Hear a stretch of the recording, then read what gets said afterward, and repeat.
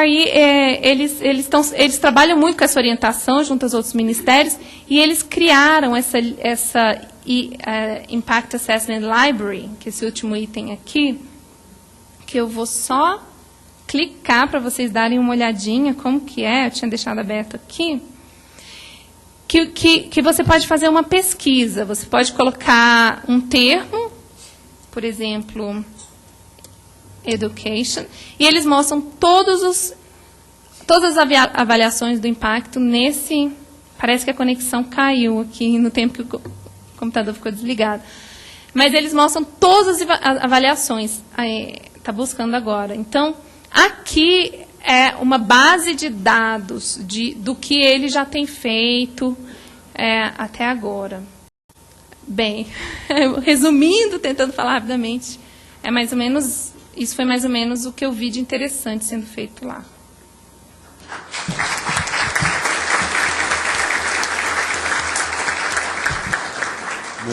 Muito obrigado, Cíntia. A gente vai ter oportunidade agora, numa sessão, digamos assim, de abertura do debate propriamente dito, explorar um pouco com mais detalhes esses assuntos. Antes de ouvir aí a avaliação política do deputado Osmar Serragro, né, de tudo isso aí, se isso parece viável, podemos aproveitar alguma coisa disso para o Legislativo, porque eu acho que uma primeira pergunta que a gente tem que fazer é o seguinte: muito dessas ações, desses sistemas de qualidade legislativa estão situados no Poder Executivo, e muitos desses em sistemas parlamentaristas que são muito diferentes do nosso sistema presidencialista, né? Aqui nós temos uma espécie de concorrência legislativa, que tanto o Executivo quanto o Legislativo podem apresentar leis.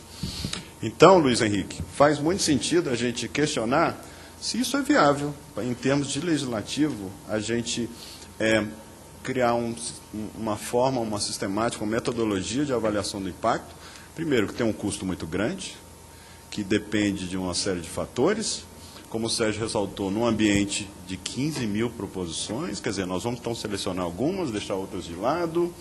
Nós temos um dos sistemas mais abertos do mundo em termos de legislação, quer dizer, qualquer deputado pode apresentar o número que quiser de proposições, não tem fim. Obviamente, quando nós falamos em avaliação, nós pensamos que um órgão que está cuidando já de alguma forma e que também pode aprofundar nesse aspecto é a própria consultoria legislativa, a consultoria de orçamento, que é uma parte importante da inteligência legislativa da Casa. Mas esses consultores, né, Luiz, estão muito atarefados com os diversos trabalhos legislativos, a elaboração de leis, de emendas, acompanhamento de comissões, a elaboração de pareceres. Isso, o que lhe parece? É viável? Eu queria antes dizer que o Luiz Henrique ele é pós-graduado em Fenomenologia pela UNB, além de ser graduado em Direito e Filosofia pela UNB, mestre em Direito Público pela UNB também, doutor em Teoria do Direito pela Universidade Federal do Rio Grande do Sul, tem alguns livros publicados, foi secretário da Comissão de Constituição e Justiça, é consultor legislativo há muitos anos e agora dirige a consultoria legislativa num momento instigante aí de renovação, de valorização da eficiência da consultoria. Só também para valorizar um pouco a participação, tem aqui a Luíse Menegas de Barros, que pelo Twitter está participando e que fez o seguinte comentário. Ela é estudante da UFMG e diz que é bom lembrar que o Reino Unido tem uma tradição jurídica diferente da nossa. E a lei exerce um papel um pouco diferente no common law. Isso interfere, inclusive, na sua terminologia. Luiz Henrique. Boa tarde a todos. Queria saudar o deputado Osmar Serralho, o Cristiano, a Cíntia, todos os funcionários que estão aqui presentes, né, consultores e colegas de outras áreas. Bem, a consultoria, eu estou na consultoria há 5 meses, mais ou menos, como diretor, né, e outros 18 anos como consultor. Tive experiência no departamento de comissões, então acho que tudo isso vai se somando para eu falar rapidamente aqui, não vou tomar mais do que 5 minutos. Obrigado. Claro que eu, cuidando da minha vida como consultor, eu tinha uma dimensão diferente, né, do problema. Agora, como diretor, eu tenho a obrigação gerencial de tratar de 21 áreas diferentes e também o relacionamento político com os deputados. Sei, de qualquer modo, da importância da consultoria, do investimento que a Casa, o investimento público feito na consultoria legislativa, para conseguir trazer tantas pessoas qualificadas. Eu tenho agora essa dimensão muito certa, na medida em que eu tenho que lidar com diversos problemas, na medida em que eu sou secretário, na verdade sou membro do Conselho de Altos Estudos, então tenho agora que me debruçar sobre assuntos que normalmente eu não teria interesse. Eu vejo a grandeza, o grau de especialização e vejo também por detrás disso um grande investimento da casa, né? Somos lá a centenas de mestres e doutores, 25 doutores e 80 mestres, mas vamos dizer assim, isso me traz a obrigação de cuidar da qualidade. Acho que a qualidade legislativa é muito importante. De qualquer sorte, sem me furtar ao dever de tratar da qualidade, eu gostaria de fazer um pequeno quadro, muito rápido, do que é o Poder Legislativo hoje, sob a perspectiva da consultoria. Nós somos hoje, tão somente 162 consultores.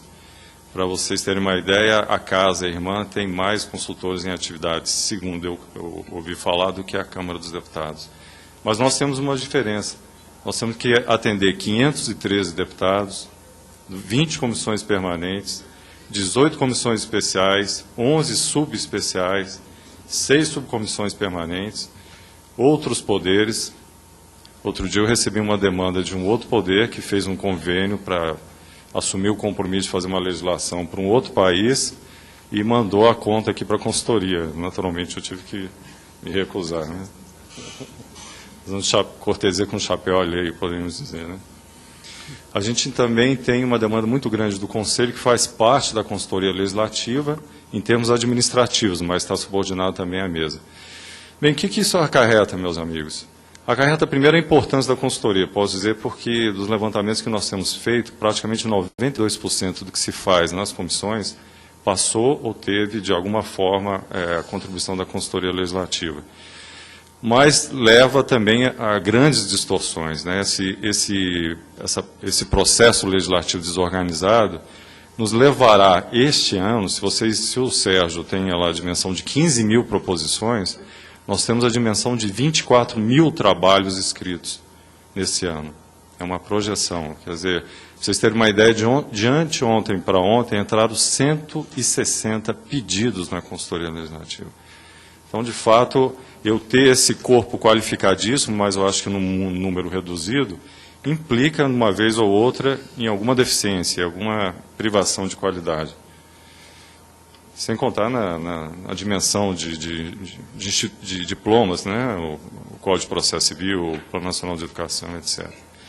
Nós temos lá na consultoria, a propósito de qualidade, um sistema que vocês já devem ter ouvido falar, que é o Workflow, desde 2003, segundo o qual o parlamentar do seu gabinete pode pedir trabalhos, e com esse Workflow nós temos a quantidade certa de pedidos, solicitações, prazos, etc. E uma coisa que eu tenho me pautado e que me impus, talvez eu seja por isso o diretor mais antipático da história da consultoria em tão pouco tempo, foi o estabelecimento de um cumprimento mais rigoroso de prazos dentro do que é possível também, porque eu não posso penalizar os consultores diante dessa confusão legislativa, né? Esse modelo nosso, eu creio, de qualquer forma, que é vitorioso. Mas, para não perder tempo e entrar já no debate, Cristiano, eu queria aqui pedir permissão ao Adolfo, porque foi uma funcionária dele que coletou essa informação, que foi retirada do relatório de 1968 da Fundação Getúlio Vargas, a respeito da Câmara dos Deputados. Aspas. No caso específico da Câmara dos Deputados, as informações de que os parlamentares dispõem para analisar as proposições, propor projetos de lei ou avaliar os planos e programas do Executivo são geralmente fragmentárias, insuficientes ou oriundas do Executivo. Em qualquer das hipóteses, carecem os deputados e as comissões de dados satisfatórios para uma avaliação correta das alternativas e, em muitos casos, para uma decisão à base de informação própria e isenta, isto é, que não proceda de órgão do Poder Executivo. Então, meus amigos, senhor deputado, esse é o meu drama. Eu aqui, como diretor da consultoria legislativa, tendo esse corpo qualificadíssimo de servidores, não posso nem sempre me valer de informações suficientes para municiar o senhor e a sua atividade parlamentar da melhor maneira possível. Nós temos lutado com o SED e com o SENIM também, mas mesmo na busca da qualidade, às vezes eu fico um pouco angustiado porque eu sinto um laivo de burocracia. né? Eu sou da área legislativa há tantos anos, né? Gosto da área legislativa e eu não quero, né, desconsideração por nenhum outro setor da casa, mas eu me angustio porque eu gostaria de usar mais ainda vigor com os meus consultores. Mas eu não posso, porque eu estaria sendo injusto com eles. Nós temos uma dificuldade enorme de acesso a dados. Nós estamos agora trabalhando junto com o Adolfo, do SED, para baixar algumas séries em relação a políticas públicas, de forma que nós tivéssemos, para que nós tenhamos aqui na Câmara um banco de dados que possa ser utilizado e ser atualizado automaticamente. Mas desde que eu entrei como diretor da consultoria, são 5 meses e nós ainda não pudemos, nós estamos concluindo agora essa primeira etapa, para trabalhar com os DWs, etc., né? Mesmo antes da apresentação desse resultado que vai ser feito para mim agora na sexta-feira, eu fiz uma enquete entre as 21 áreas. Vocês têm interesse em trabalhar com esse sistema e tudo mais? Então, praticamente, grande parte das áreas se manifestou elencando uma série de dados, de bancos de dados, que poderiam ser compartilhados com o Poder Executivo e que trariam um grande lucro para a consultoria legislativa, né? E para a atividade legislativa, melhor dizendo. No entanto, qual é a perspectiva que eu tenho? Em quantos anos isso vai acontecer? Estou aqui provocando as autoridades da casa, né? Ao senhor deputado também. Daqui a quantos anos? Então, o que eu posso oferecer para o senhor, o que a consultoria pode oferecer para o senhor, eu acho que em certos momentos é milagroso o nosso trabalho, tá? Eu não vou me alongar mais, quero dizer que, de qualquer modo, não me furto a responsabilidade, né, em consideração esse investimento que o país faz na consultoria legislativa e que tem procurado aperfeiçoar o nosso sistema de workflow, né, claro, dentro do que permite as resoluções da legislação interna da Casa e a disponibilidade orçamentária, e que, recentemente, também já comuniquei isso ao secretário-geral da mesa, ao diretor-geral, e independente dos resultados que isso possa trazer, porque o senhor parlamentar sabe, eu já tive como consultor assessorando, não sei se se lembra, mais de uma vez, mas nem sempre eu trago e tive que dar notícias boas para o deputado.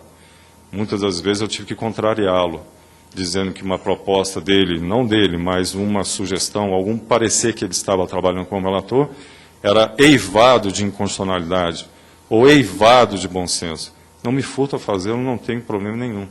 Mas isso gera, se eu fosse fazer uma indagação para o deputado sobre a satisfação do trabalho prestado, não sei o deputado Osmar Serralho, mas algum outro deputado diria prontamente insatisfeito, na verdade, por ter sido contrariado.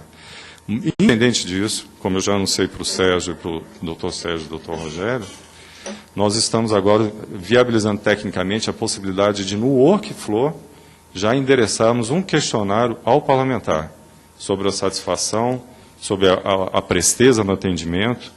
E vamos ver, eu quero trabalhar com esses resultados, tirar as consequências desses resultados, não só para cobrar mais os consultores, mas para cobrar veementemente da administração da Casa.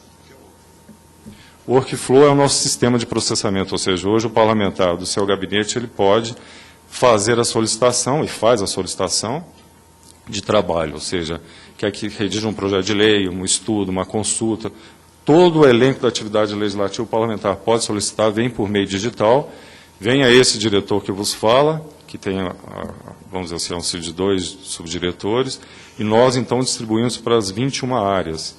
Esse vai para cada área ter um coordenador, esse coordenador distribui, por sua vez, a um dos seus consultores, esse consultor faz o trabalho, devolve para o coordenador, que faz uma revisão e devolve ao parlamentar. Isso é um sistema que é muito interessante porque nós temos quantificado quantos trabalhos exatamente. Então, se eu digo para vocês que nós vamos chegar a 24 mil trabalhos, isso não é um palpite, nós temos projeções seguras nesse sentido.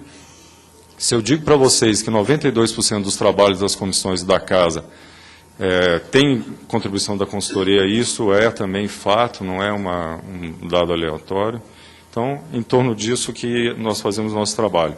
Então, esse questionário de satisfação vai ser encaminhado e vamos, então, verificar o que acontece, né, em termos de satisfação ou não do trabalho parlamentar. E, por fim, queria agradecer a oportunidade de ser diretor da consultoria, mesmo tendo resistido resistido durante muito tempo a ter essa oportunidade, que não é uma oportunidade talvez muito desejada, né, pelos consultores. E quero, de qualquer modo, dizer que esse ano nós estamos comemorando 40 anos de assessoramento institucional. Nós vamos fazer alguns eventos, né, vamos fazer uma publicação. Eu estou terminando, tá, Cristiano?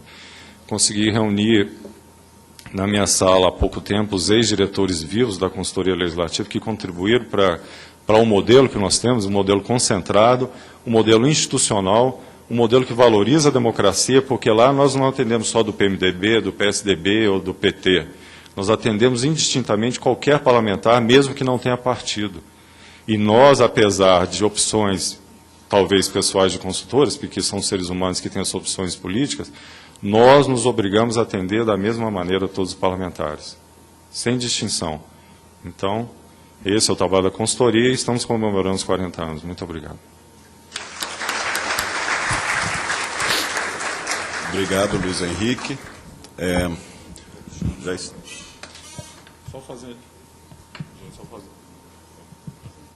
Só fazer um pequeno arremate. A grande dificuldade que a gente tem também, vamos dizer assim, em consideração que a Cíntia falou, é o modelo parlamentarista que tem na Inglaterra, a união do legislativo, como vamos dizer assim, o executivo, que nós aqui não temos. Como o Cristiano observou, às vezes nós entramos em sistemas de concorrência com o Poder Executivo, ao invés de somarmos esforços. Muito obrigado, Luiz Henrique. Já estamos aí abertos para inscrições, tá? Para discutir, o doutor Adolfo aqui já está inscrito.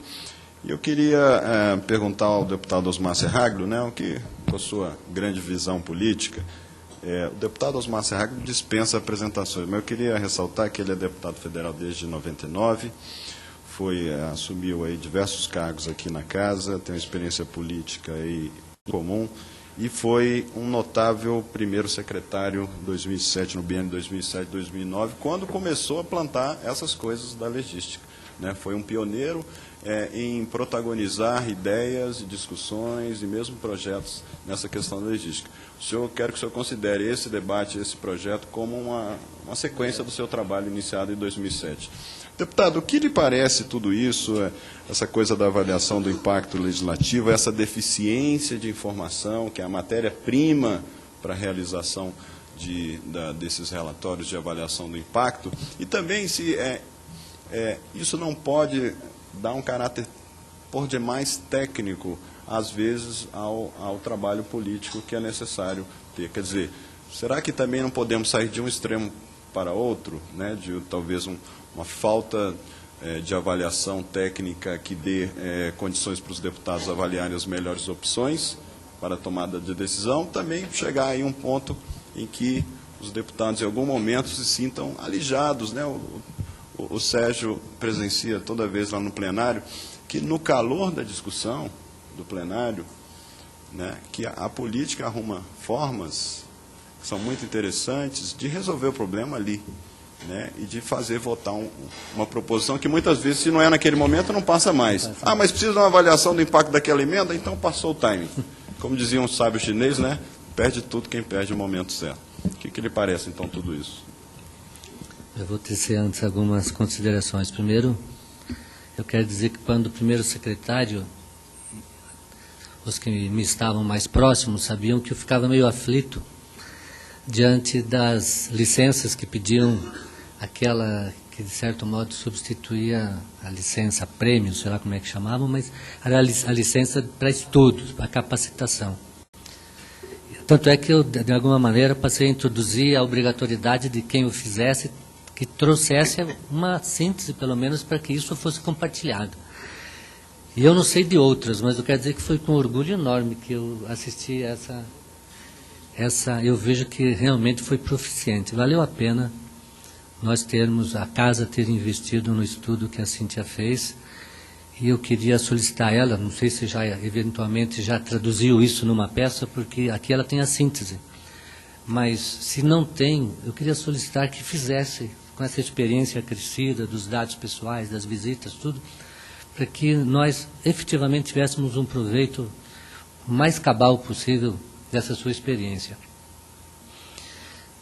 E eu vou cair na nossa atividade, e aí traduzindo a vocês a aflição do parlamentar. E também vocês vão verificar como realmente nós teríamos uma produção diferenciada se passássemos a produzir as nossas normas segundo aquilo que se vê que está sendo praticado no mundo. Eu ainda observei, por exemplo, o artigo 170 do Código da Suíça obriga o legislador a ter avaliação da eficácia da norma que produziu. É um princípio constitucional. Vocês pegam os regimentos de casos da Itália, da França, da Alemanha, vocês vão perceber que lá existem comissões permanentes para acompanhamento do impacto efetivo. Você tem a simulação prévia, as hipóteses formuladas para daí conduzir a produção da norma. Mas depois você tem que acompanhar, e tudo isso que aqui ela apresentou tão detalhadamente, que eu acho que nós precisamos nos aprofundar e criar mecanismos para que a gente efetivamente tenha isso. Se não for possível a nível político, o a nível que todo mundo critica, não tem, né, a utilização de expressão a nível, mas que se não for no ambiente político, que nós tenhamos isso no ambiente técnico, que nós criemos aqui de alguma forma uma estrutura que acompanhe as consequências advindas da nossa produção legislativa. Eu acho que é fundamental isso, para que nós não tenhamos, eu até elenquei algumas situações que vocês vão perceber como nós não temos análise de impacto. Quando foi elaborada a norma relativa à partilha da UFPM, o Fundo de Participação dos Municípios, os critérios que foram adotados e as circunstâncias em que se permite a divisão dos tributos, fomentou a criação de municípios. O município que tivesse 30 mil habitantes com um distrito de 5 e outro de 5 e outro de 5, de repente a norma veio e disse, queria mais, por que vai ficar só com 30? Fique com os seus 20, você vai ganhar igualzinho e ainda vai ganhar igual a você mais 5, mais 5 e mais 5. Em pouco tempo, nós tivemos mais de 1.000 municípios criados no país. Se vocês forem ver na Europa, vocês vão ver Suécia, Noruega, Holanda, eles praticam o que eles chamam de amalgamation. Eles estão voltando. A Holanda, de 700 e poucos municípios, foi reconduzida a uns 300, 400 municípios. Para evitar toda aquela estrutura administrativa, todos aqueles custos que nós conhecemos, que significam novas instituições autônomas. Um outro exemplo, os royalties. A lei de hoje, para não falar depois sobre o pré-sal, mas as leis de hoje, se vocês verificarem, algumas vezes vocês percebem, vocês leem nas revistas sobre uma cidade ali no Rio de Janeiro, pequenininha, que ganha um horror de dinheiro, mas eu falo por uma lá no Paranazão, que eu sou lá da fronteira do Paraná. Há uma cidade lá de 16 mil habitantes que recebe mensalmente 2,5 milhões, mais ou menos, de dólares de royalties. E também o que se fomentou lá mesmo? O município que fazia, que margeava o rio e que, portanto, tinha o benefício do royalty, tinha um distrito mínimo de 1.000, 2.000, emancipou para ficar com os royalties. Então, um horror de dinheiro. Se vocês forem lá vendo o que eles aplicam, e isso é uma das coisas que vi em cima dos royalties, vocês vão perceber que, a despeito de certas cidades serem acumuladas com expressivas importâncias, os royalties, para a grande população não significou nada. Criam-se coisas, por exemplo, lá nessa, típica, sabe Deus quantas outras assemelhadas, que fizeram um monumento turístico onde não há quem vá lá, porque um mundo de dinheiro gasto, deram para uma outra indústria, ou seja, beneficiaram um que outro cidadão que se enriqueceu às custas dos royalties. Enfim, para efetivamente a sociedade não se percebeu o resultado. Uma outra situação, uma lei, vejam, foi aprovada uma lei aqui, e essas coisas que eu estou falando são pelas circunstâncias da vida que a gente teve contato e por isso que, de certo modo, até grava. Eu vivo na faixa de fronteira desse país. O meu estado é o Paraná. Pois nós temos uma norma que obriga a todo cidadão brasileiro que tenha sítio na margem, de norte a sul, tem que ratificar o título. Não há, essa obrigação tem mais de 10 anos, não há estrutura que possa viabilizar a recepção dessa ratificação, e a cada vez, e tudo, sabe por que isso? Que aí vem aquela relação custo-benefício. Por que é que se impôs isso uma sociedade toda de fronteira? Porque há um cidadão que, em virtude de ter sido vencedor numa ação de desapropriação, veja, desapropriação na faixa de fronteira, a União entendeu, mas faixa de fronteira é minha, por que eu vou pagar? Só que quando ela acordou para isso, já tinha feito coisa julgada. E é uma fortuna, realmente, 1 bilhão, 2 bilhões, era aquela família Martinez que tinha um deputado aqui. Pois bem, para impedir que eles tivessem acesso a esse valor, anularam todos os títulos de todo mundo, e anulavam o dele também. Anularam do Brasil inteiro uma lei ad hominem. Uma lei ad hominem, vocês devem lembrar, quando fala assim, lei ad hominem, quando Getúlio Vargas, na época de Getúlio Vargas, um cidadão francês aqui, era... Um francês faleceu aqui e pela linha de sucessão aqui não havia nenhum brasileiro que tivesse possibilidade de ser o herdeiro. O herdeiro seria um outro lá fora. Aí se estendeu a linha de coisa para beneficiar alguém, beneficiou, levou, voltou a lei ao normal. Lei ad hominem. Essa lei da fronteira é ad hominem, é para essa família, para que ela não tenha acesso.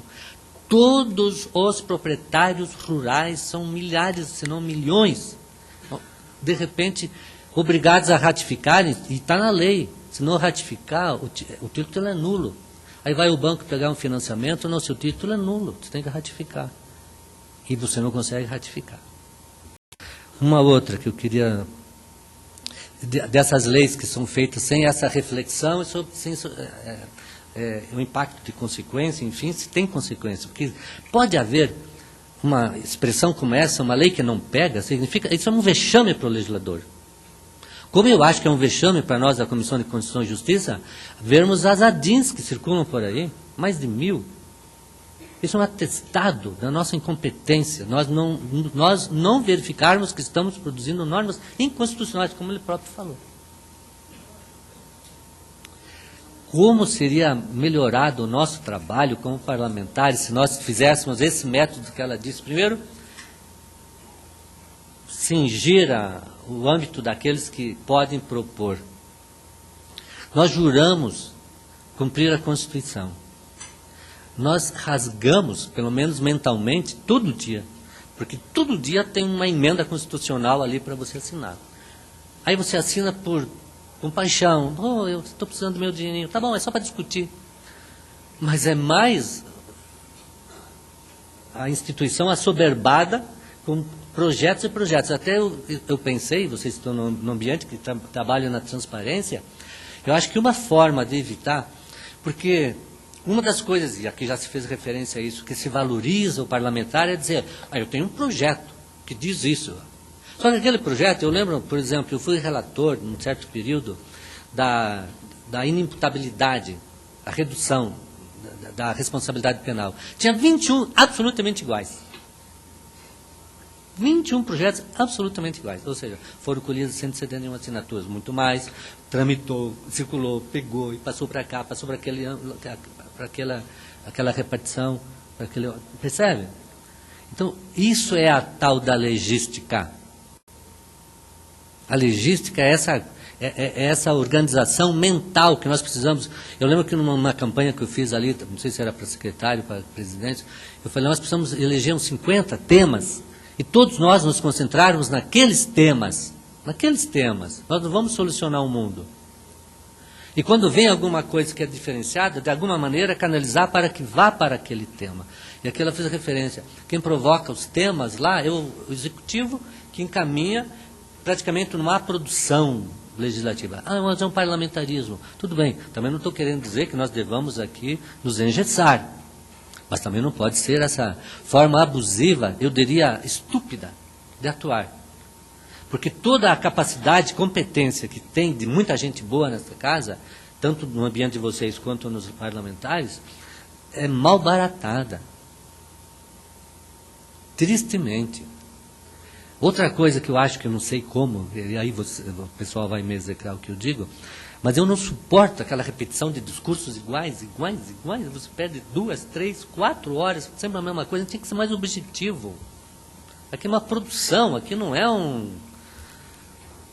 ambiente para convencer, sei lá, até porque vocês veem, lá no próprio plenário, não convencem ninguém, raramente, só quando há já há um espírito de recepção, estilo aquela da emenda dos royalties, essa grande aí, que já estava todo mundo assim e tal, de repente um discurso lá sacode e faz com que se mude o rumo. Aquelas mudanças que a gente comenta, vocês fazem, estudam, formulam o projeto lá. Aí vai para uma comissão, discute, vai na outra, anos. Aí chega lá na hora, não, agora vai ser isso aqui. Não houve nada de análise, enfim, de aplicação. Isso aqui, para nós, é um atestado de ignorância legislativa. Nós percebemos como eles fazem e como nós, eu não falo vocês estão na parte técnica, como nós legisladores fazemos. Nós legisladores. E cometemos equívocos, né? Exatamente por não... Porque o que é a legística? Primeiro, haver a necessidade. A necessidade, aqui até se fez referência, que lá não é o sistema anglo-saxão, né? Nós somos estupidamente positivistas. Nós achamos que se nós inserirmos no direito, resolveu o problema. A próxima, se o Brasil quiser melhorar, é só fazer a reforma política que está resolvido. Não, se fizer a reforma tributária, resolve o problema brasileiro. Então, positivou, é uma questão de fazer uma regra. Fez a regra, resolveu o problema do Brasil. E, às vezes não resolve, às vezes complica. Por que nós temos uma dificuldade enorme no nosso sistema tributário? Porque nós pegamos um modelo, vejam só, nós copiamos um modelo, qual é o nosso modelo tributário? O modelo alemão, não atual, o modelo alemão de quando nós fizemos. Se vocês olharem o nosso sistema tributário, aqui deve ter tributaristas, nós buscamos a fonte alemã, uma federação, tá? Mas, no período militarista, vocês sabem a expressão do Marshall, lá, who has not power, who has not money, has not power. Quem não tem dinheiro, não tem poder. Então, essa foi a regra. Vamos trazer para dentro, para o centro, o dinheiro. Porque daí os estados vêm aqui pedir um pires à mão. Sistema alemão. Por que sistema alemão? Simples. Os alemães perderam a Primeira Guerra, em poucos anos se tornaram o que se tornaram e partindo para a Segunda Guerra. Aí quando os aliados ganharam a segunda vez, eles disseram, nós precisamos manetar. Manetar como? Só vocês olharem, sistema tributário. Introduziram um sistema onde todo o dinheiro vinha para o centro e o centro estava na mão de quem eles queriam até domesticar. Hoje não, evidentemente, foram evoluindo e não é o que se fala, mas eu falo a concepção. A concepção. Então, hoje, se nós tivéssemos, é evidente, aquela foi uma imposição no período militar, mas hoje nós precisamos refletir, abstrair tudo que tem e começar a construir em cima, e as normas em geral nesse sentido. Primeiro, o que é que nós queremos resolver com essa lei? Mas não do João, do Pedro. Aí tem que ver todas as situações que precisam ser resolvidas. Quais os instrumentos que nós temos normativos possíveis de resolver esse problema? E daí simular, tudo bem, se eu aplicar, vai atingir isso, mas realmente verificar antes, se vai atingir aquele objetivo, e depois de conferir. Se não conferir, vem aquilo que ela falou, não é o recall, mas é a revisão daquilo que se produziu. Não temos nada desse tipo de avaliação. É essa aflição que eu traduzo no sentido de que imagine o que seria para nós, legisladores, se nós tivéssemos uma coisa racional, lógica. Porque nós não estamos vendo, né? Nós não estamos sendo lógicos. Não faz sentido essas comissões especiais em que o deputado tem que ir lá, não sabe nem o que está acontecendo. Não sabe nem o que está acontecendo. Então, eu terminei falando tanto que eu não lembro nem da pergunta dele. Mas eu queria... Mas eu queria falar, veja uma outra situação que eu diria teratológica. A das medidas provisórias. Não, tem que mudar. Quantas vezes nós vamos mudar? Não adianta mudar se nós não praticarmos, não precisa mudar nada. Se nós fizermos o que está posto, não precisa mudar nada nas medidas provisórias. Nunca precisou.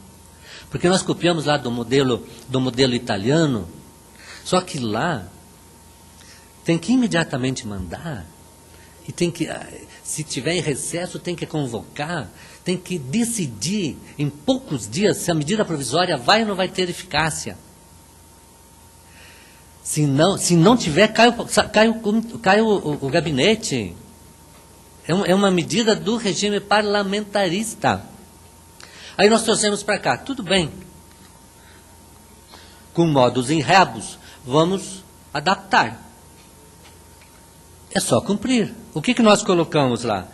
Que com 5, 6 dias tem que ser a comissão, e tal. Alguma vez vocês viram a comissão de uma medida provisória?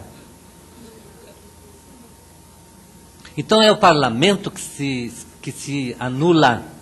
Não adianta mudar a regra. É só cumprir o que está posto lá. Se nós imediatamente olhássemos a medida provisória, se ela realmente é urgente e relevante, vejam, o Supremo peca também. O Supremo, para quem estuda direito, sabe, nós temos conceitos abertos, a gente chama conceitos jurídicos indeterminados.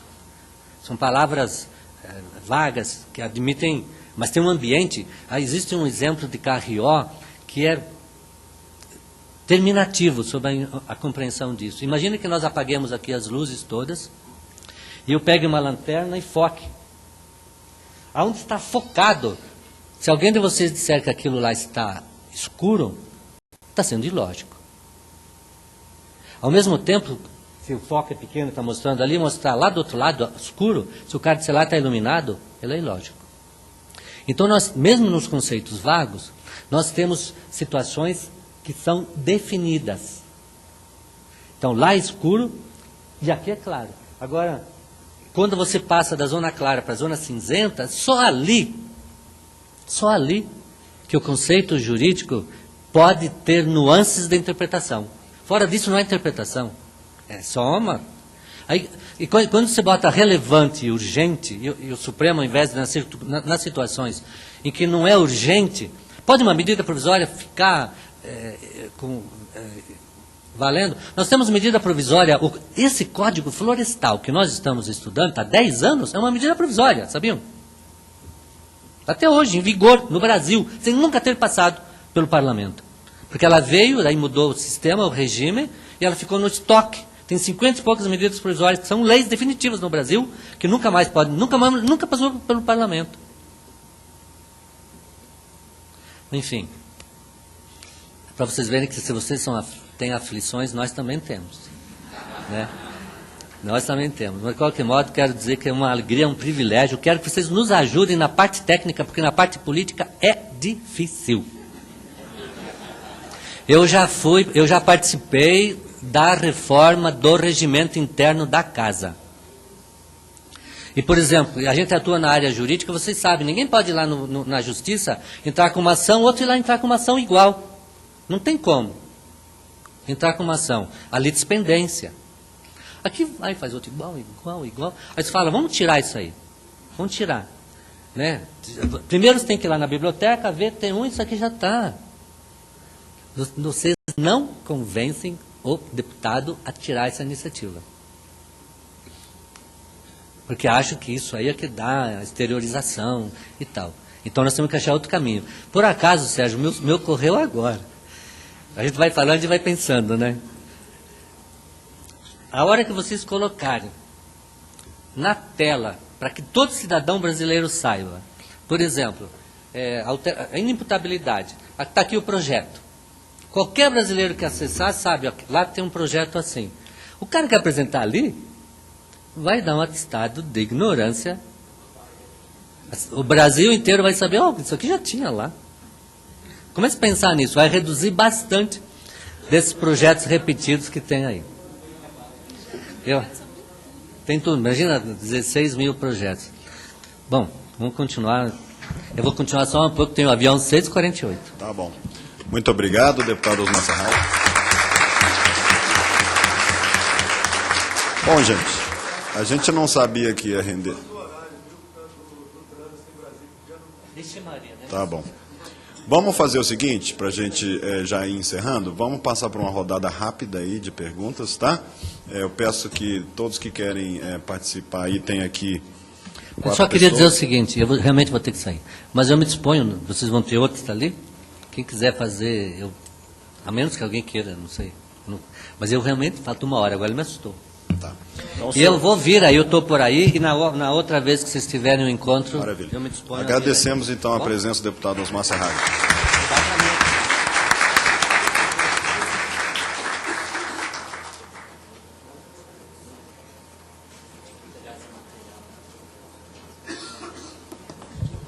Gente, nós teremos outras oportunidades para discutir, inclusive, esse assunto, tá? Hoje é o primeiro dia, então teve uma parte aí inicial, um pouco informativa, mas eu queria antes falar aqui que a Clarissa Tatiana de Assunção Borges faz o seguinte comentário, respondendo, inclusive, respondendo um comentário do Lamberto, que eu não sei qual foi, mas eu sei que ela disse que não me parece ser uma questão de limitar as proposições individuais, mas de insistir com os congressistas que é mais importante uma ação concertada e consolidada que a mera apresentação de proposições que hoje são utilizadas para medir a produtividade, entre aspas, dos parlamentares. Nesse sentido, o Alex Brito também pergunta, poderíamos dizer que há uma unanimidade em torno de necessidade de construção de um modelo legislativo que reduza a quantidade de proposições e benefício da qualidade?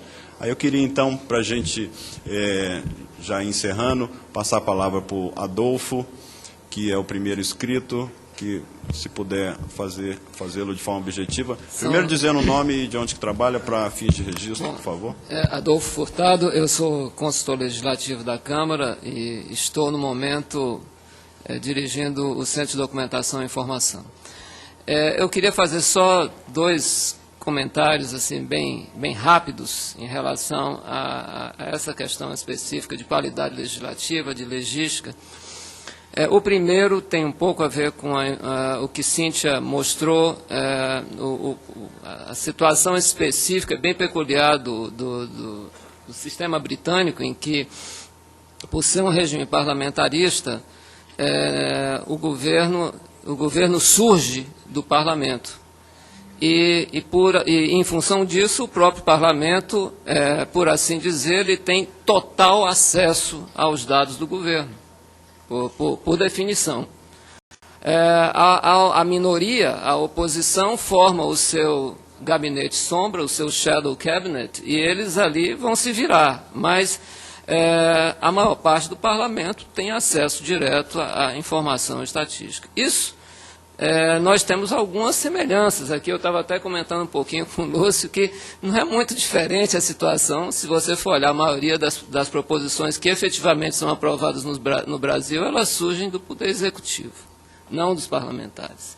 Mas mas talvez isso aconteça por um problema que eu acho gravíssimo e que a gente precisa resolver, que tem um pouco a ver com o que o Luiz Henrique tinha falado.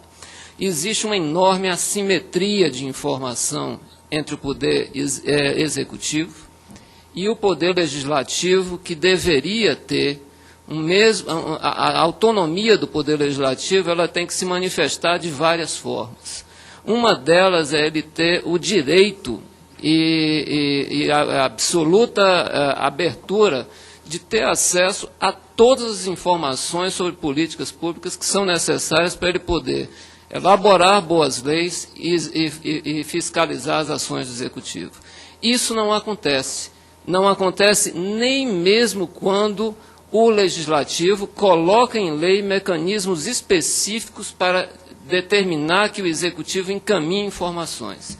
Eu sei disso que, como consultor legislativo, uma vez trabalhei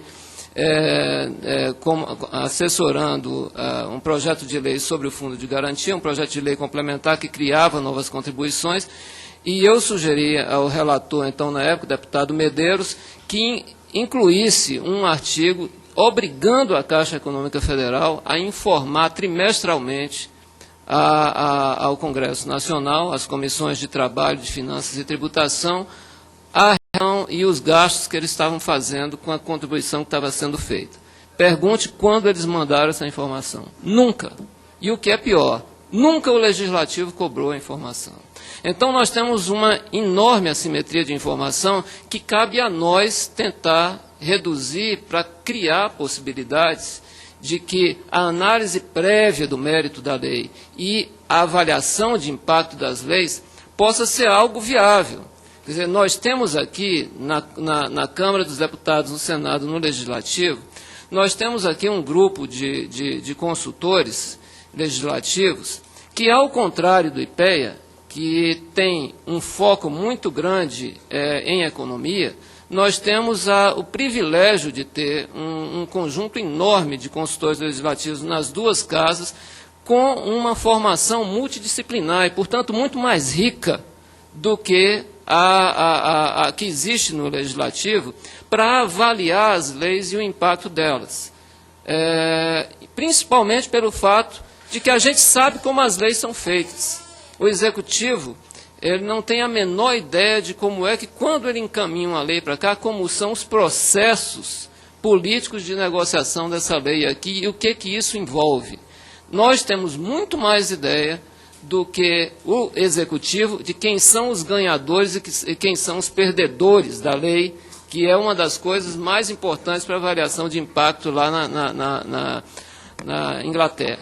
Então, uma das coisas que eu gostaria de pontuar é o seguinte: nós estamos fazendo um trabalho conjunto com a consultoria e com o Senim, dentro do projeto de informações gerenciais, que é um dos projetos estruturantes da Casa, que é a criação de um banco de dados estatístico sobre políticas públicas. Esse banco de dados estatístico não é meramente uma possibilidade de o consultor trabalhar melhor. Ele é um instrumento de independência e de autonomia do Legislativo. Há pouco tempo atrás, nós tivemos aqui uma inauguração de um novo ciclo de gestão estratégica na Casa, que foi pontuado por uma palestra muito interessante do professor, do empresário Jorge Gerdau. E, na época, naquela palestra, eu fiz uma pergunta por escrito, e que também foi feita pela Lígia Fregapani a ele, de qual era o sonho de consumo dele, um empresário que estava muitíssimo preocupado com eficiência na gestão pública, do que seria o legislativo nosso em 2023. Né? E ele passou pelo menos 5 minutos coçando a cabeça ali, tentando encontrar uma forma diplomática de responder. E o que ele, depois de muita diplomacia, ele nos falou foi o seguinte: vocês têm que discutir coisas relevantes. É isso que vocês têm que fazer. Vocês não discutem vamos dizer assim, as variáveis macroeconômicas, os impactos das políticas públicas em cima dos empresários, dos trabalhadores, dos estudantes. Vocês passam a maior parte do tempo discutindo coisas irrelevantes e vocês são atropelados pelo judiciário, pelo próprio executivo. Então, isso tem que parar. Esse tipo de coisa tem que parar. Portanto, eu acho que se existe uma visão de futuro que a gente precisa pensar para a nossa Câmara de 2023, não pode ser outra, Sérgio. É focar em qualidade legislativa. Quando o Sérgio recém entrou na Secretaria-Geral da Mesa, eu pedi para conversar com ele uma meia hora e mostrei para ele, assim como eu mostrei para o Luiz Henrique, o resultado de um trabalho de avaliação que foi feito por colegas lá do SED, que trabalham no tratamento técnico da informação legislativa. E os colegas dessa área, eles chegaram à estarrecedora conclusão de que 65% das proposições que tramitam na Casa agora têm graves erros de técnica legislativa, sem falar em questões de mérito, mas tem graves erros de técnica legislativa, de remissão errada a leis, de emendas incorretas, que dificultam o processo legislativo de maneira absurda. Então, quando a gente vê isso e vê uma estatística como a que o Luiz Henrique colocou, que nas comissões 92% de tudo que se passa em termos de proposição na comissão passa pela consultoria legislativa, só pode existir uma conclusão, que a grande, enorme maioria das proposições que são apresentadas pelos deputados não passa por um processo de avaliação de qualidade pelos órgãos da Casa. Esse é um primeiro ponto. Quer dizer, o segundo ponto é que, quando se apresenta esse volume enorme de proposições, é justamente em função dessa estrutura. O que a gente tem é que, e isso não é errado, obviamente, vamos dizer assim, a sociedade, por meio das suas instituições, dos seus lobbies, dos seus grupos de pressão, vai a 100 e tantos ou 500 e tantos gabinetes de deputados com o mesmo projeto de lei. E entrega aquele projeto de lei com vícios enormes de técnica legislativa, com inconstitucionalidades, afrontando o ordenamento jurídico vigente, e o que acontece normalmente é que isso daí é disparado, e nós somos cansados de ver na consultoria legislativa um monte de deputados solicitando que a gente faça uma adaptação do mesmo projeto de lei. Então, alguma coisa precisa mudar, e para a gente mudar, a gente precisa ser ambicioso e corajoso. E é para isso que a gente precisa do apoio de deputados como o deputado Osmar Serralho, que tem uma plena consciência de que o legislativo, para melhorar a sua, vamos dizer assim, visão, a sua imagem institucional, ele tem que se reinventar, a começar pelo trabalho dos deputados. E o trabalho dos deputados ele não pode ser centrado numa competição por quem apresenta mais projetos de lei, mais proposições. E, nesse sentido, a gente precisa ver até que ponto o tipo de trabalho da consultoria legislativa, dentro de um grande processo de melhoria da qualidade legislativa da Casa, tem que ser um trabalho de varejo. Eu não sei se deve ser um trabalho de varejo. Talvez a gente tenha que repensar o trabalho da consultoria legislativa, de modo a que a gente atenda menos o deputado individual e se preocupe mais com a qualidade do processo e aquilo que o cidadão efetivamente precisa receber lá no final. Isso é uma discussão ampla que a gente precisa ter, mas é uma discussão que é imprescindível, nós não podemos deixar de ter. Muito obrigado, Adolfo. Passo a palavra para o Luiz Antônio. O secretário vai precisar ser. Muito obrigado, secretário, pelo apoio e pela presença até agora.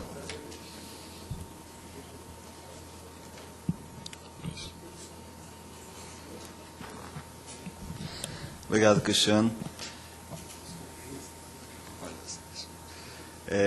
Eu queria cumprimentar todos as pessoas que se manifestaram, em especial a Cíntia, pela apresentação.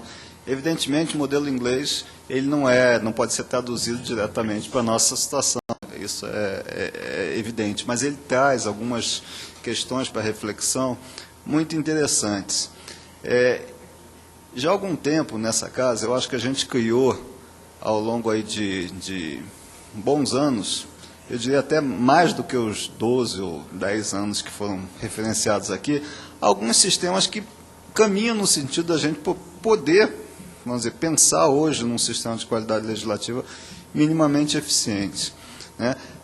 Eu acho que a gente não pode mais ficar só na análise no sentido das dificuldades que a gente tem. Evidente, há muitas dificuldades, e o sistema, um sistema de boa qualidade legislativa, é um sistema extremamente complexo, ele não é simples, ele tem múltiplas facetas que se espalham por essa casa toda e muito fora dessa casa, né?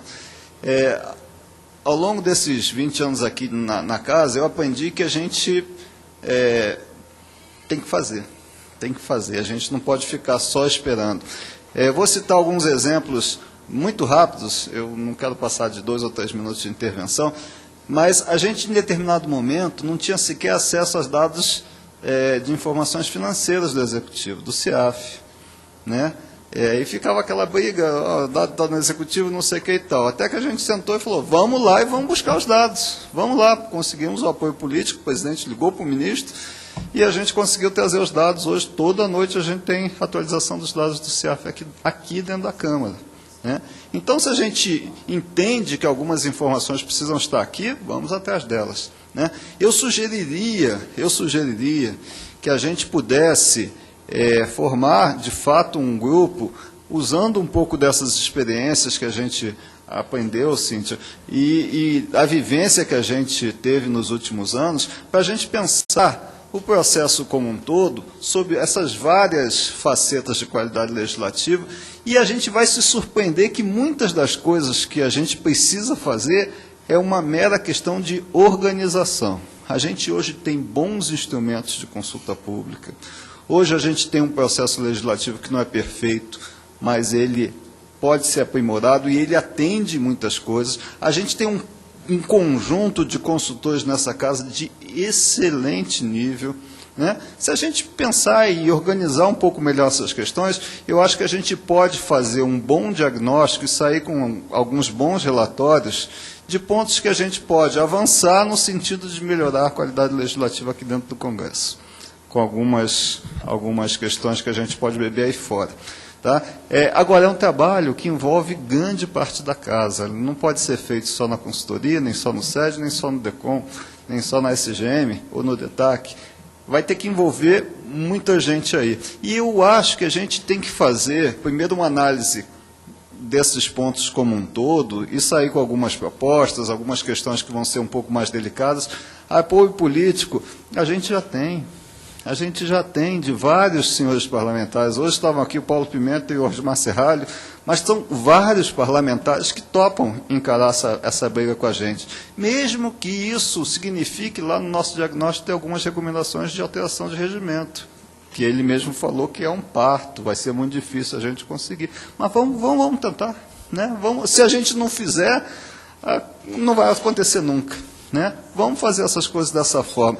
Mais do que isso, eu acho que a gente pode, mesmo no nível técnico e com algum apoio político, fazer alguns ensaios de avaliação. Tá? De algumas políticas, de algumas questões que a gente elenque, que a gente consiga o apoio político para isso e fazer com que essa avaliação possa ser testada. Vamos aprender, vamos ver o que a gente precisa melhorar, de repente. Né? O que a gente não tem nada, o que a gente tem alguma coisa, e aquilo que a gente já faz bem. Né? Eu acho que a gente pode fazer isso. Então, como resultado disso, Cristiano, eu vi aqui que no início você apresentou um calendário, no final a gente tem uma oficina e tal. Eu sugeriria que a gente fizesse um trabalho para valer, né, com apoio, aí tem que ser apoio mesmo. Né? Se a gente não tiver um bom, viu, Luiz Henrique, um bom consultor envolvido nisso full time, ou pelo menos com uma boa dedicação, a gente não vai fazer. Né? Naquela área temática que a gente escolher ensaiar, bons pesquisadores de informação, Adolfo, né? Cássia, a gente precisa colocar um grupo nisso para fazer valer de fato um sistema que a gente acredite, que a gente possa contribuir. Entendeu? Então, eu acho que o resultado dessa coisa toda tem que partir para isso. Tá? A gente tem que partir para ação, a gente tem que fazer. Mesmo que a gente, ao longo desse processo, coloque lá, olha, isso aqui é uma dificuldade séria, isso aqui a gente não tem, precisamos de mais apoio político e administrativo na casa. Vamos colocar, vamos identificar. Tá bom? É isso aí. Ok. Obrigado, Luiz. O Fausto Bandeira está? Por favor. Bom, eu sou da consultoria legislativa, né? Eu queria fazer 4 colocações rápidas. A primeira é solicitar que fossem distribuídas as apresentações, né? Que foram feitas aí no PowerPoint. Avisar aqui, Fausto, a propósito, o texto da Cíntia já se encontra disponível na Biblioteca Digital da Câmara dos Deputados, tá? Tá ótimo. Deixa eu só esclarecer aqui rapidamente. Depois que eu participei desse programa, para a conclusão do programa, eu tive que escrever uma monografia, uma dissertação. E é o que está disponível no site da casa. Ela está toda escrita em inglês, porque eu tive que apresentar lá. Eu ainda não consegui traduzir para o português, mas a gente pode combinar também uma maneira de eu colocar online na apresentação, já que está em português, né? Eu acho que aí no site do SED não é o caso, né? Mas a gente pode pensar. Mas a dissertação tem muito mais informação do que eu pude passar aqui. Então, se alguém tiver interesse de ver. Nessa rede NING de legística, tem uma série de pessoas discutindo e colocando conteúdos relativos à legística, e nós, tem vários funcionários aqui da Câmara que participam. Eu acho que é uma oportunidade única para a gente também ampliar o debate, não ficar só na Câmara, e interagir com estudantes, pesquisadores que estão fazendo esse debate. Então, por isso que a gente vai colocar também todos esses conteúdos nessa rede de legística. Tá? Quem quiser também, gente, participar de projetos e de qualquer ação relativa à legística, por favor, mande um e-mail para legistica@câmara.gov.br, para a gente também começar a organizar aí voluntários e todo mundo que queira contribuir para esse tipo de discussão e de projetos. Fausto, por favor. Ok, então, distribuídas as apresentações, a segunda colocação que eu teria era, Cíntia, especialmente para você, em relação ao termo regulation, né, que é muito utilizado no inglês e no alemão. Eu diria que a melhor tradução para o português não seria regulação, seria normatização, que é mais amplo, tá? Envolve tanto a legislação quanto as normas, né, inferiores, né? Inclusive a das agências, que são conhecidas mais especificamente como regulação, né, para diferenciar da regulamentação que é feita pelo Presidente da República. Bom, o terceiro ponto é que, para quem quiser ter uma ideia básica do conteúdo de uma avaliação de impacto normativo, eu sugiro que dê uma olhada no anexo 1 do decreto 4176 de 2002, que é o decreto que regulamentou a Lei Complementar 95. Né? Então, esse anexo traz um conjunto de questões que deveriam ser respondidas por cada órgão que encaminhasse à Casa Civil alguma proposição legislativa. Se, por exemplo, as nossas proposições aqui na Câmara, na justificação, respondessem aquele conjunto de perguntas que consta do anexo 1 do decreto 4176, eu tenho certeza que a qualidade da legislação discutida na Câmara seria bastante superior. Da mesma forma, se o Congresso exigisse do Executivo o encaminhamento das respostas a essas questões que constam do anexo 1, tanto nas medidas provisórias quanto nas demais propostas legislativas, a qualidade da discussão aqui no Congresso seria outra. E para concluir, eu diria que é importantíssimo para o Congresso dar prioridade, hoje em dia, para os trabalhos de consolidação de leis que estão em discussão na Câmara. Se nós quisermos reduzir essa quantidade cipoal de leis que dificulta o brasileiro em geral, e inclusive o judiciário, enfim, a trabalhar, precisaríamos priorizar as consolidações. Bom, seria basicamente isso. Obrigado. Obrigado, Fausto. O Lemar está aqui? O Lemar? Então, o Lemar, depois a Cássia, para a gente encerrar, gente. Bom, eu gostaria só de falar que... de onde que achei você assim, é, Lemar? Eu sou do SED, trabalho com indexação de proposição. Eu achei muito, assim, realmente é o sonho de consumo de todo mundo que trabalha. Aqui acho que vê uma coisa assim como a Cíntia colocou. E eu acho importante, por exemplo, o que o Luiz estava dizendo, que ele, como consultor, pega e coloca para o deputado que esse projeto é inconstitucional ou qualquer outro problema, esse projeto continue, essa proposição continue e passe por tantas comissões para que depois o serviço de limpeza seja feito pela Comissão de Justiça e pela Comissão de Finanças, tendo usado toda uma estrutura e todo um tempo e gastado muito dinheiro para poder analisar uma coisa que o consultor já havia colocado que aquilo não dá. Então, assim, tem que ter um mecanismo que não deixe que seja, porque assim, o deputado não tira, lógico, porque o sistema legislativo ele é usado para eleger o deputado de novo, é como campanha política para o deputado. Então, tem que ter um mecanismo de barrar, para que não se gaste tanta gente envolvida, porque senão não adiantou nada tirar a Comissão de Justiça de primeiro analisar o processo.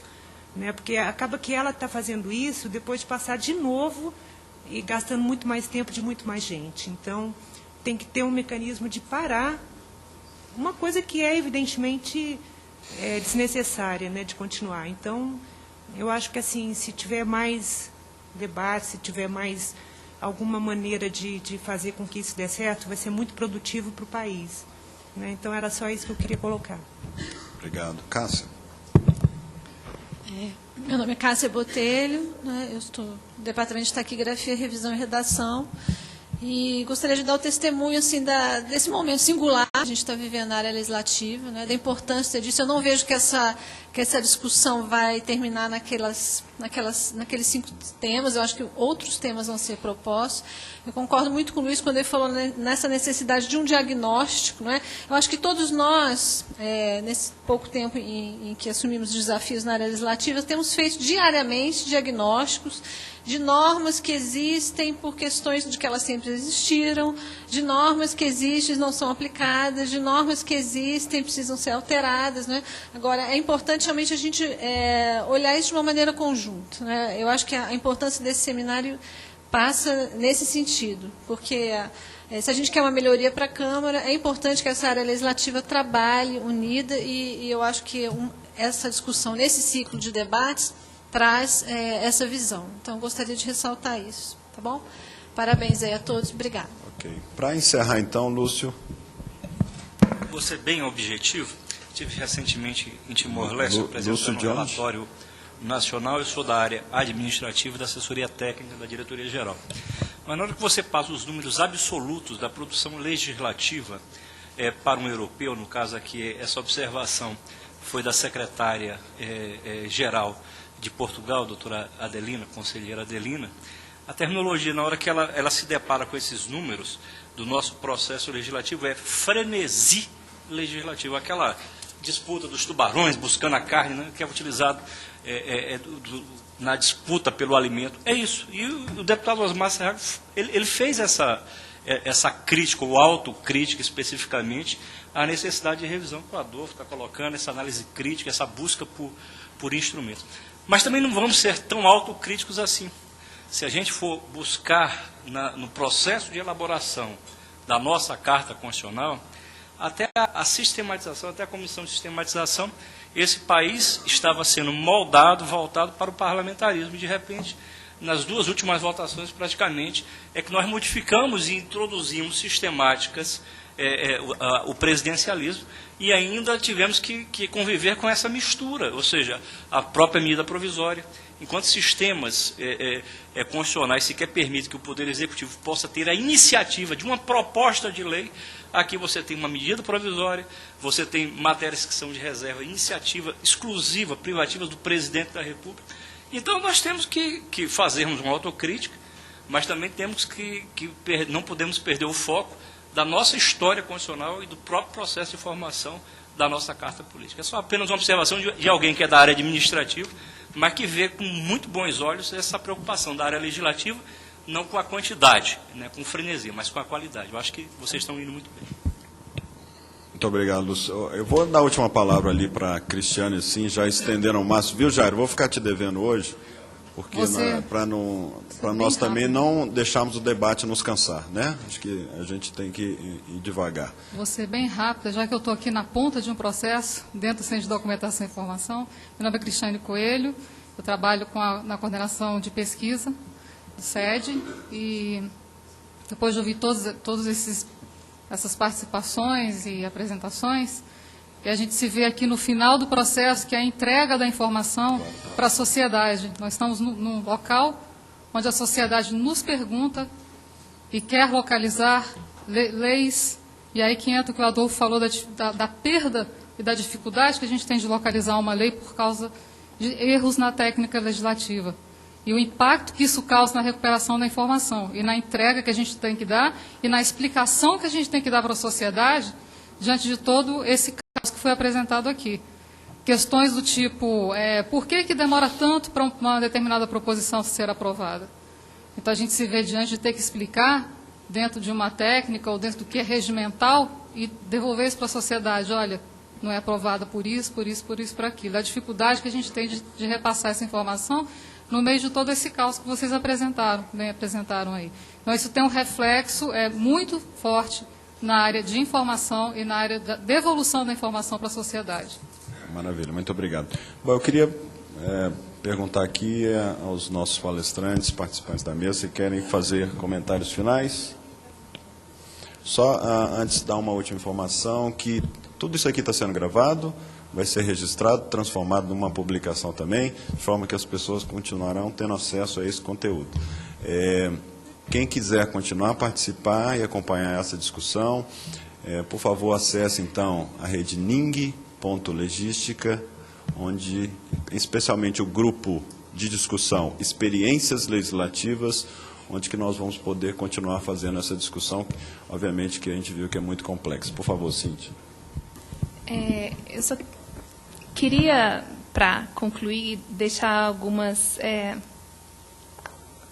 conclusões minhas, né? Eu acho que a gente não deve achar que nós, como a Câmara dos Deputados, né, como o Congresso, que nós temos a responsabilidade de todo o processo. Não somos. Tem coisas que precisam ser feitas pelo Executivo, tem coisas que precisam ser feitas pelo Judiciário, e a gente tem que focar no que a gente pode fazer com mais facilidade. Então, por exemplo, eu particularmente acredito que essa parte de codificação, consolidação, revogação das leis é um trabalho muito mais para o Judiciário, porque é quem está aplicando, é quem sabe quantas ações estão entrando na Justiça e tem um know-how muito maior, porque uma lei que deixa de existir, fica um vácuo enorme no ordenamento jurídico, é complicadíssimo. Então, assim, nós não temos, ou pode ter grupo de trabalho dos três poderes, os três poderes envolvidos, mas não é uma responsabilidade só nossa. Avaliação do impacto, pelo menos as nossas a gente tem que fazer, mas tem que ter esse auxílio do executivo com todas as informações que eles têm. Importante lembrar que as mudanças que aconteceram no sistema inglês e têm acontecido nos sistemas europeus, mas no caso do sistema inglês, o parlamento reclamou. O parlamento chegou para o governo e falou assim, desse jeito não dá, vocês estão mandando coisa demais, e em último caso, e depois emenda tudo que vocês mesmos mandaram. Então, a gente tem autonomia como um poder autônomo de pegar e dizer, olha, né, quer dizer, claro que a gente precisa de reformas aqui primeiro. Mas eu queria focar no que várias pessoas falaram, e eu acho que é o que a gente precisa pensar, essa questão do excesso de projetos tramitando na casa, né? A casa fica pesada, fica cara, fica lenta. Não é só no plenário que eles votam a toque de caixa. Eu agora estou fazendo assessoria de comissão e vejo que a maioria dos deputados não conseguem saber acompanhar de perto também o que está sendo votado nas comissões. E tem os projetos conclusivos que passam e vai virar lei e nem os deputados estão sabendo o que virou lei, né? E um monte delas não precisariam, de fato, existir, né? A gente sabe disso. Então, eu acho que se a gente focasse naquilo que é verdadeiramente só nosso e só depende de nós, já seria um passo enorme, assim. Às vezes a gente fica pensando grande demais e não faz nada, né? Era isso. Gente, então, as ideias passaram aqui, tentando fazer uma rápida síntese na dificuldade do acesso à informação, que é a matéria-prima essencial para a realização desses sistemas de avaliação do impacto, a falta de priorização das matérias legislativas, obviamente, que a consultoria, nenhuma inteligência pode dar conta de fazer esse tipo de análise num cabedal aí de milhares e milhares de projetos, a falta também de sistemas de guilhotina, é uma palavra meio forte, mas se costuma usar isso, que faça algum tipo de filtro nas proposições, algum tipo de seleção de prioridades, falta de instrumentos que possam contribuir para a diminuição dos vícios de técnica legislativa. Nós temos aí, estamos começando a desenvolver projetos nesse sentido, tais como os editores de texto legislativo, no sentido de auxiliar nesse processo, e também resta nos saber como é que nós podemos contribuir para diminuir a competição entre parlamentares, que a gente viu que pode resultar nesse frenesi, né, legislativo, como o Lúcio falou. Queria agradecer a presença aqui do Luiz Henrique, da Cíntia de todo mundo que participou hoje, da atenção de todos. Queria agradecer também à equipe que ajudou a organizar esse evento aqui, o Gilson, a Cida, a Nilza, a Alessandra também, e outras pessoas do DECOM. Peço aí uma salva de palmas para eles. E nós continuamos, então, a discutir no dia 27 de outubro com o Júlio Pinto, que está aqui presente, e o Fernando Saboia, 2 craques aqui da casa, processo legislativo comparado. Muito obrigado. Boa tarde a todos.